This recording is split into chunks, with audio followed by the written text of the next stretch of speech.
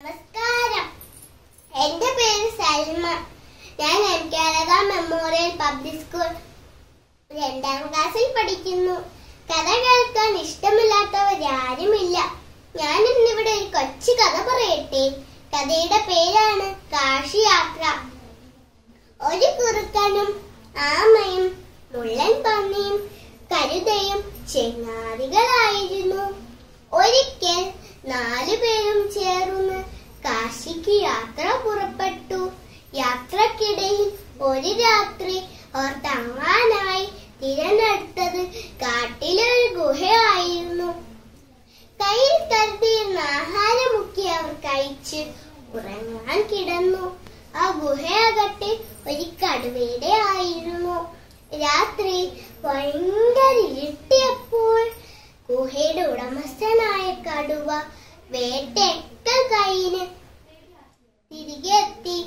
ആരോ എന്റെ ഗുഹയ്ക്കകത്ത് കേറിയിട്ടുണ്ടെന്ന് മനസ്സിലാക്കിയ കടുവ സാവധാനം ഗുഹാമുറത്തെത്തി ചോദിച്ചു, ആരാണ് എന്റെ ഗുഹയിൽ? ഗുഹയുടെ ഉടമസ്ഥനായ കടുവയാണ് ഞാൻ. പുറത്ത് കടുവയാണെന്ന് മനസ്സിലാക്കിയ 4 പേരും ഭയന്നു. എങ്കിലും ധൈര്യം കൈവിടാതെ ബുദ്ധിമാനായ കുറുക്കൻ മറുപടി പറഞ്ഞു, പുറത്ത് കടുവയാണെങ്കിൽ അകത്ത് കിടുവ. കിടുവയോ? അങ്ങനെ തന്നെ ജീവിയെ പറ്റി കേട്ടിട്ടില്ലല്ലോ.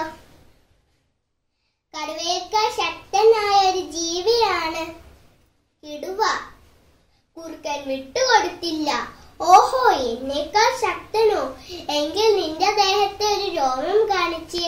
കുറുക്കൻ ഉടൻ തന്നെ മുള്ളൻ പന്നിയുടെ ദേഹത്ത് നിന്ന് മുള്ളി പറിച്ചെടുത്ത് ഗുഹയുടെ പുറത്തേക്ക് എറിഞ്ഞു കൊടുത്തു.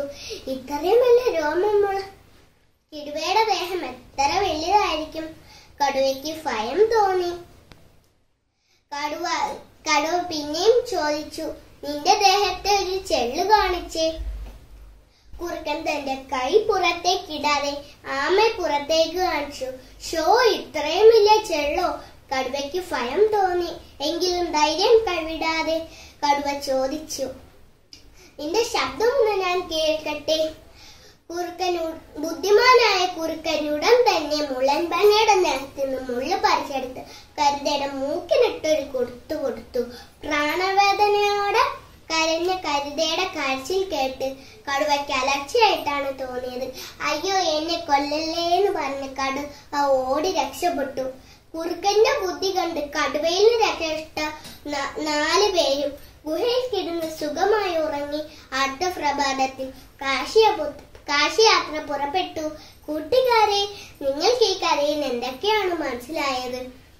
ശത്രു എത്ര ശക്തിശാലിയായും നമുക്ക് നമ്മുടെ ബുദ്ധി കൊണ്ട് അവരെ തോൽപ്പിക്കാൻ പറ്റും. കൂട്ടുകാരെ, നിങ്ങൾക്ക് എന്റെ കഥ ഇഷ്ടപ്പെട്ടോ? നന്ദി, നമസ്കാരം.